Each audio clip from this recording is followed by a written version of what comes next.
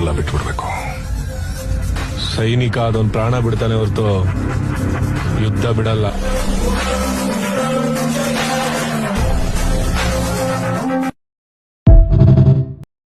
ಇವತ್ತೇನು ವಿಶೇಷ ಅಂದರೆ ಯಾರ ಮನೆ ಇದು?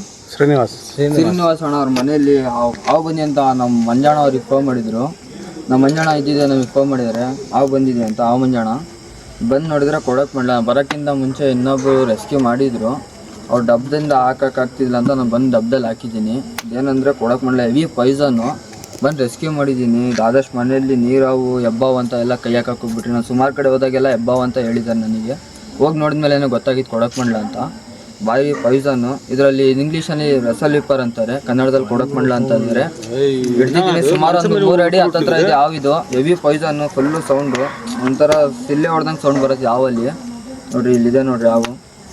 ಯಾರೇ ದಯವಿಟ್ಟು ಯಾರು ಹಬ್ಬವು ಅಂತ ಹೋಗ್ಬಿಟ್ಟು ಕೈ ಒಂದು ಹಾಕಕ್ಕೆ ಹೋಗ್ಬಿಟ್ರಿ. ಸ್ವಲ್ಪ ಹಾವು ಹಿಡಿಯೋರಿಗೆ ಬಿಟ್ಟು ಕೇಳ್ಬಿಟ್ಟು ಹಿಡಿಯೋದು ಕೈಯೆಲ್ಲ ಹಾಕೋದು ಇದು ಮಾಡಿರಿ. ಹಬ್ಬವು ಅಂತ ಕೈ ಹಾಕಿದ್ರೆ ಕಚ್ಚಿಸ್ಕೊಂಡ್ರೆ ಇದೇನಂದ್ರೆ ಮೈಯೆಲ್ಲ ಕೊಳ್ತೋಗ್ಬಿಟ್ಟು ಹೆವಿ ಪಾಯ್ಸನ್ ಇದು. ಇದ್ರ ಟ್ರೀಟ್ಮೆಂಟ್ ಉಳಿತಾರ ಇಲ್ಲ ಅಂತ ಗೊತ್ತಿಲ್ಲ ಯಾರಿಗೂ. ನಾಗರಾವ್ ಕಚ್ಚಿದ್ರೆ ಪಕ್ಷ ಮೆಗಾನಲ್ಲಿ ಸಿಗತ್ತೆ ಟ್ರೀಟ್ಮೆಂಟು. ಇದ್ರ ಟ್ರೀಟ್ಮೆಂಟ್ ಸಿಗತ್ತೆ ಇಲ್ಲ ಅಂತ ಗೊತ್ತಿಲ್ಲ.